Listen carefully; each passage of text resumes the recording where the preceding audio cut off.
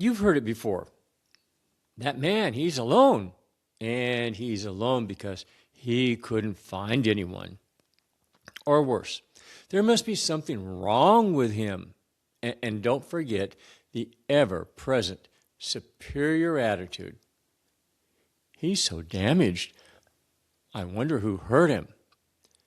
But here's what rarely gets said. More and more men past 50 are choosing to stay single. And they're not withering. They're stabilizing. They're healing. And they are thriving. They're choosing the single life not because they're bitter and not because they've given up, but because they finally understand something most men never say out loud.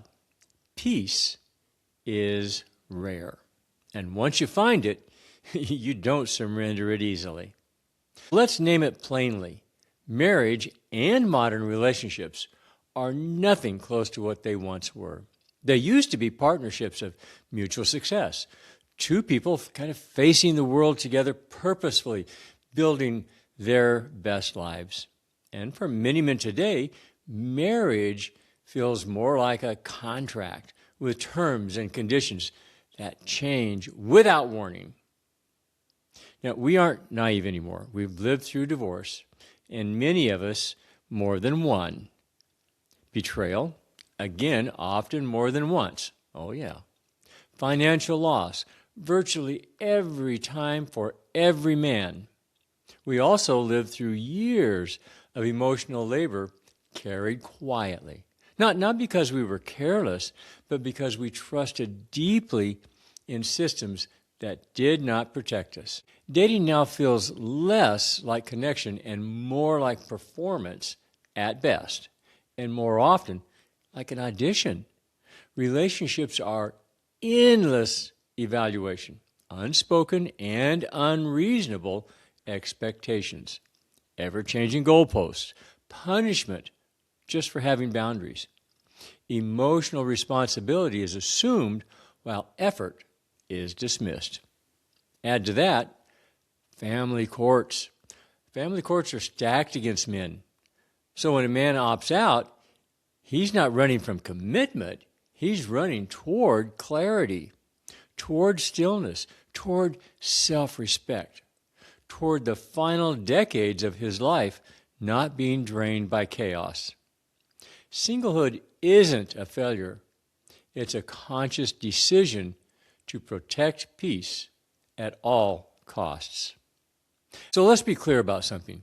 These men are not just getting by. They are not waiting to be rescued. They are building. They're building cabins, homes, businesses, strong bodies, simple lives.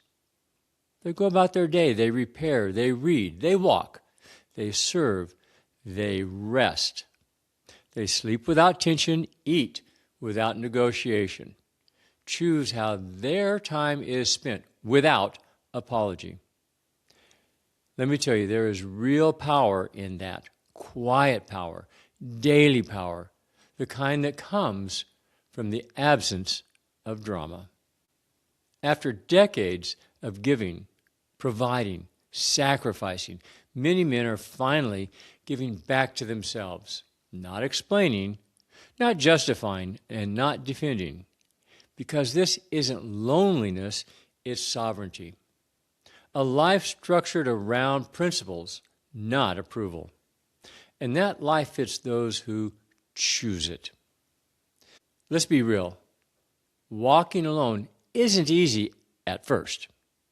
There are quiet nights, family gatherings that matter, moments where silence kind of presses in. But there's also an honesty, an authenticity that was never present before. This path isn't about isolation. It's about alignment. You stop outsourcing your worth. Stop begging for understanding. Stop shrinking to be accepted. You build rhythm, ritual, self-respect. For most, faster than you might imagine. The questions fade because the body knows when it's safer. Ask yourself, Is your life calmer? Is your energy returning? Are you more yourself than ever before? If the answer to those questions is yes, you already know it. Some men need solitude the way others need applause. This is monk mode at its cleanest, not hiding, not exile, but self-possession. No performance is required. No one owns you. Life no longer drains you. You are no longer submitting your soul for approval.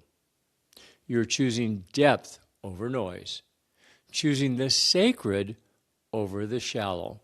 And yes, this can and does unsettle other people, because a man at peace just can't be controlled. They may call you antisocial or too picky, afraid of intimacy, but you know the truth. You're done bleeding for people who never stop cutting. This path isn't for everyone. Many men genuinely want partnership, and that's a good thing for them. But if solitude feels like medicine to you, not exile, don't apologize and don't ask for permission. You don't need validation. You just need peace. And now you're finally building it. You're not broken and not late. You're just done being drained. You are still standing, still sovereign, and walking alone by choice.